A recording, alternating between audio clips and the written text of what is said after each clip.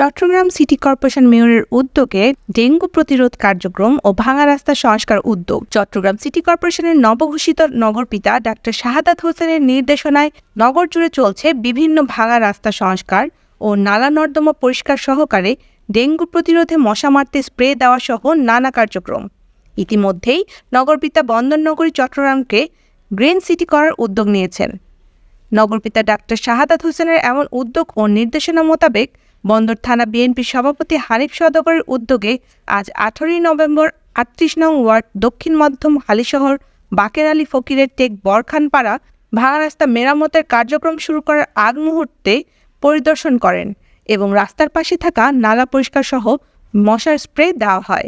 এ সময় উপস্থিত ছিলেন সিটি কর্পোরেশনের বন্দরের দায়িত্বে থাকা সুপারভাইজার অজয় বাবু, 38 নং ওয়ার্ড বিএনপির সহসভাপতি কামরুজ্জামান, আলী আজম, বরখানপাড়া সমাজ উন্নয়ন মহল্লা কমিটির সভাপতি নাহিদ ও এলাকার মেম্বার সহকারে এলাকাবাসী, সচেতন নাগরিক ও গণ্যমান্য ব্যক্তিবর্গ। বিশেষ করে চট্টগ্রাম সিটি কর্পোরেশনের 38 নম্বর দায়িত্বপ্রাপ্ত আমাদের অজয় বাবু এবং সঞ্চয় বাবু, বিশেষ করে অত্র এলাকার কৃতি সন্তান এবং এই বাঘাইল ট্যাগের সমাজ কল্যাণের সম্মানিত সভাপতি নাহিদ ভাই সহ আমাদের অনেক নেতৃবৃন্দ এখানে উপস্থিত আছেন। আমি সবাইকে ধন্যবাদ জানাচ্ছি।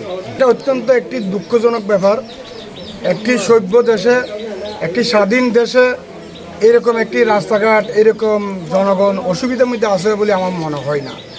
কারণ এটা আমরা একমাত্র প্রতিহিংসার শিকার আমি মনে করি এই এলাকাটা।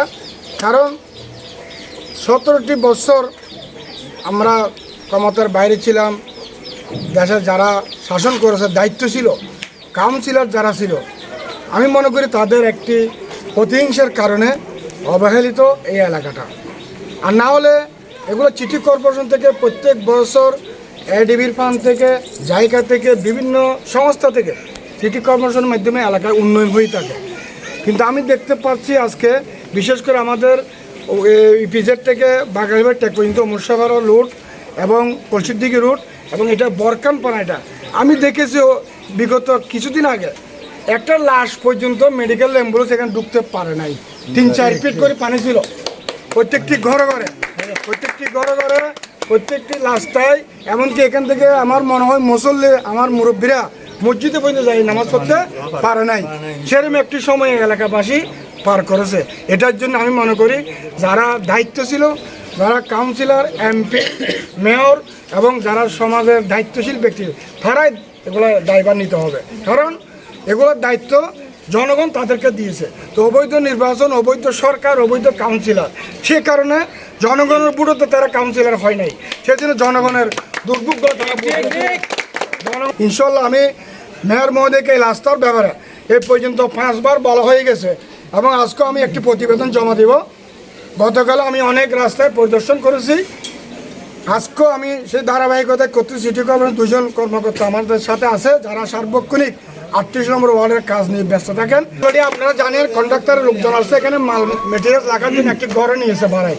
তো আপনাদেরকে সহায়তা করতে কোনো রকম বিশৃঙ্খলা, কারো প্রতি কারো হিংসা, বিভেদ, এগুলো জের ধরে যেন রাস্তার কাজ বন্ধ না হয়। কিন্তু এগুলো যদি হয় আমরা কিন্তু খুব হার্ড লাইনে যাবো। আমরা মেয়র মহোদয়ের নির্দেশ, এগুলো নিয়ে কোনো রকমের গ্রুপিং, কোনো রকমের জেলাসি এখানে করা যাবে না। এটা আমাদের মেয়র মহোদয়ের নির্দেশ এবং কাজের ব্যাপারে কোনো কম্প্রোমাইজ নাই।